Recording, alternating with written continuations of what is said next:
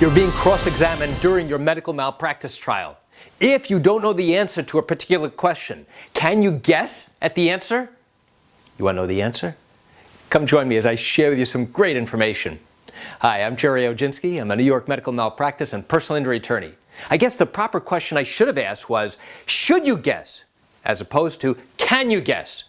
Now, if you were asked a question by the attorney during cross-examination and you simply don't know the answer, you should never, ever guess.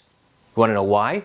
Because your guess might be right, and then again, it might be wrong. And you have no way to fix that after you testify. So, when the attorney asks you a particular question, hey, Mrs. Jones, what complaints did you make to my client, the doctor, on the very first visit? And now you have a brain freeze and you just don't remember. You can guess and say, well, I think I made a complaint to the following things. No. Don't guess. Because the moment you guess, again, you might be right, but then again, you might be wrong. And if you do in fact guess what? It now locks you into your testimony. And once you get off the witness stand, if testimony comes out from other witnesses and other evidence and other medical records to show that that answer was totally wrong, now you've got contradictory statements. And that could impair your credibility. And by the way, did you know that your credibility in your lawsuit is everything? Because the jury will evaluate everything based upon whether or not you and your claim and your witnesses and your evidence are believable, are credible.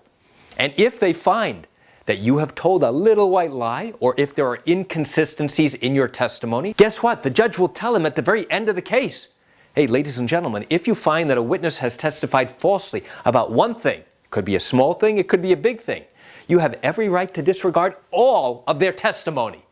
So that could theoretically destroy your entire case, all because you chose to guess at an answer rather than simply saying, I'm sorry, I don't know the answer. Now, if you don't know the answer, if you honestly don't know the answer or don't remember it at that moment, the defense attorney may turn around and say, hey, Mrs. Jones, let me see if I can try and refresh your memory. I'm showing you a document which has been marked into evidence. It happens to be the doctor's medical record. And in this medical record, there's a space here that says patient complaints. Do you see that? Let me show it to you. And now he shows it to you and says, you see that? And in there it is written. It says patient complaints of pain in her left breast. Do you see that that's written there? Yes. I want you to assume that Dr. Gold has testified in this case already that, in fact, on the very first visit, that's what you complained of. Does that refresh your memory about what complaints you made on the very first visit?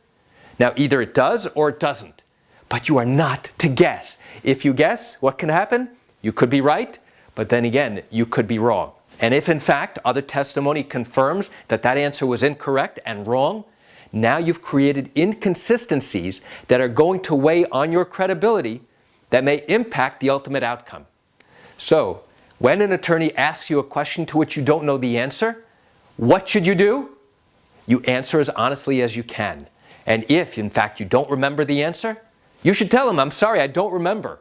And if he asks you a series of questions to which you don't remember, guess what? In all likelihood, the attorney may try and refresh your memory using other evidence, other records, other prior testimony to see if they can get you to refresh your memory about a point they're trying to make so the jury truly understands what happened to you at that point in time.